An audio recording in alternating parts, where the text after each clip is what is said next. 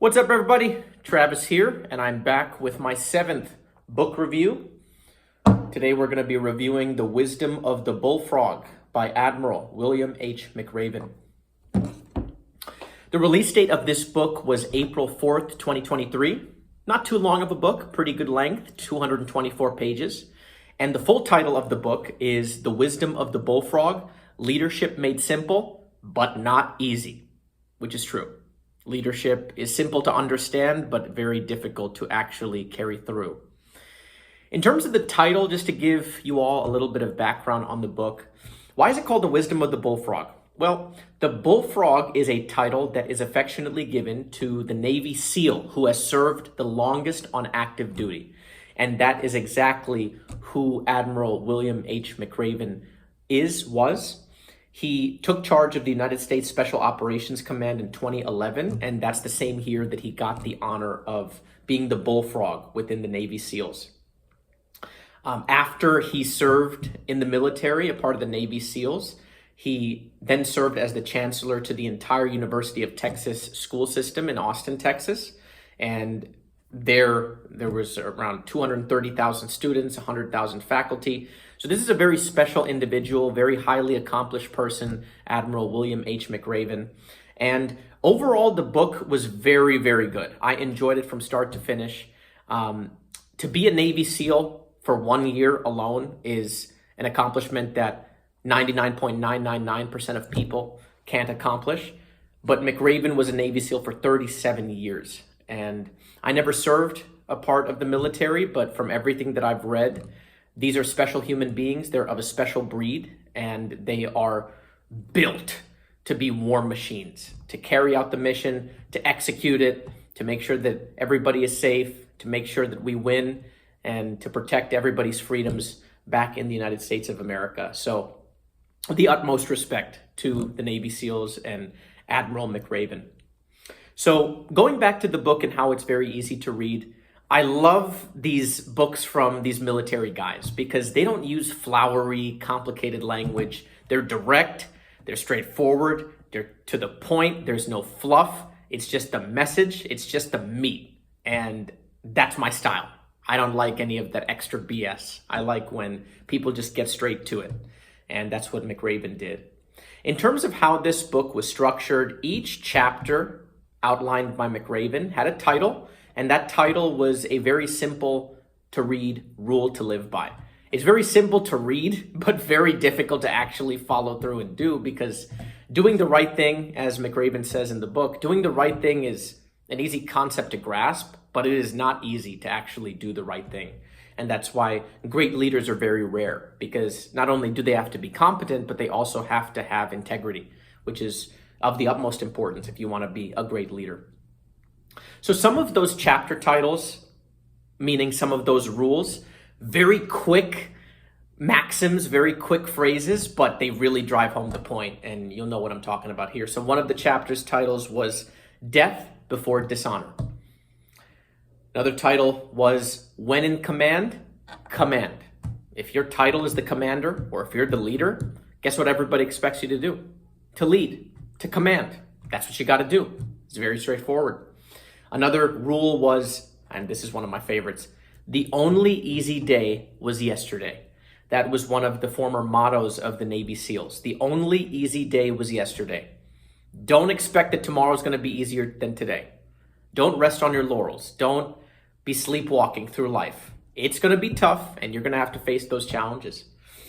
Another one is run to the sound of the guns. That is so tough. I really like that quote. If there's an emergency, you want to be running to the problem. You want to be part of the solution. You don't want to be running away. You will actually want to see what the problem is and see if you can actually fix it and solve it. Another one is a shepherd should smell like his sheep. This was really symbolic, but just like a shepherd should know what his sheep are doing, where they're going, where they're grazing, what's going to happen with his sheep, just as that happens with a shepherd, so does a leader. A leader has to patrol the factory floor. He has to mingle with his subordinates. He has to make sure that he knows what his people are doing. He has to be very knowledgeable about his entire organization. So I'll say that one again. A shepherd should smell like his sheep. The last one is "Who dares wins," which is one of the former quotes of the Navy SEALs. And it also ties to a very important quote that I remember from the British SAS, which is, "All men have fears, but the brave put down their fears and march forward, sometimes to death, but always to victory." And you have to take risks if you're going to be a leader. There's going to be challenges. You're going to have to put your life on the line in some scenarios, and you have to be ready to do that in order to win and in order to reach your goals and what you're trying to accomplish. In terms of my favorite quotes from this book, here's the first one. "I often hear that it's hard to know the right thing to do. No, it's not. You always know what's right. But sometimes it's just very hard to do it. It's hard because you may have to admit failure. It's hard because the right decision may affect your friends and colleagues. It's hard because you may not personally benefit from doing what's right. Yeah, it's hard. That's called leadership." The next quote of mine that I really liked from this book: "The day you no longer believe you have something to prove, the day you no longer believe you must give it your all, the day you think you are entitled to special treatment, the day you think all your hard days are behind you, is the day you are no longer the right leader for the job." Never rest on your laurels. Never take it easy. You always want to assume responsibility and give max effort all the time. The last quote that I really liked from this book was not actually directly from McRaven, but it was from a book that he referenced. It's Stephen Pressfield's Gates of Fire, in which the Spartans are going against the Persians. The Persians are led by Xerxes and the Spartans are led by King Leonidas. And so the battle had 300 Spartans and they were going against a much bigger Persian army. And at the end of the battle, the Spartans fought ferociously to the death. And there was one Spartan remaining in the battle. And when that Spartan was captured and had to confront the Persians asked this last Spartan who survived, "How the heck did you all fight so bravely? How did you fight so valiantly? How did you fight so ruthlessly in an effort to win this battle?" And the last Spartan said this, and it's my favorite quote from the book: "A king does not abide within his tent." And I should preface before I read the book, they asked the Spartan, "Why did you follow your king so loyally? Who is this king? And why is he so important that everybody, all these Spartans, fell under his command and fought to the death for him?" And here's what the last Spartan said: "A king does not abide within his tent while his men bleed and die upon the field. A king does not dine while his men go hungry, nor sleep when they stand at watch upon the wall. A king does not command his men's loyalty through fear, nor purchase it with gold. He earns their love by the sweat of his own back and the pains he endures for their sake. That which comprises the harshest burden, a king lifts first and sets down last. A king does not require service of those he leads, but provides it to them." Another very common cliche is you want to be the first one in the gym and the last one to leave.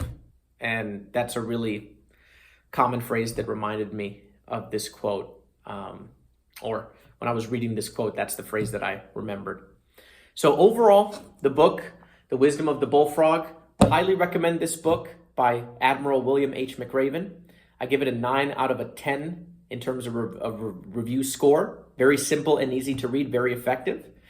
And highly recommend you picking this up, especially if you're interested in authors like Jocko Willink and you really like motivation. Highly recommend this one. Thanks everybody for watching. Please like, comment, and subscribe. I really appreciate all the feedback that I get on this YouTube channel. In terms of places you can follow me elsewhere off of YouTube, I have an Instagram account, Travis D'Souza Quotes. I post all the favorite quotes of mine from the books that I read, including this one, The Wisdom of the Bullfrog. And then I'm also on Twitter or X at Travis D'Souza, where I post more quotes from the books that I read. Thanks everybody for watching. We'll be back soon with my 8th book review. Stay tuned for that. Take care. All the best. Bye guys.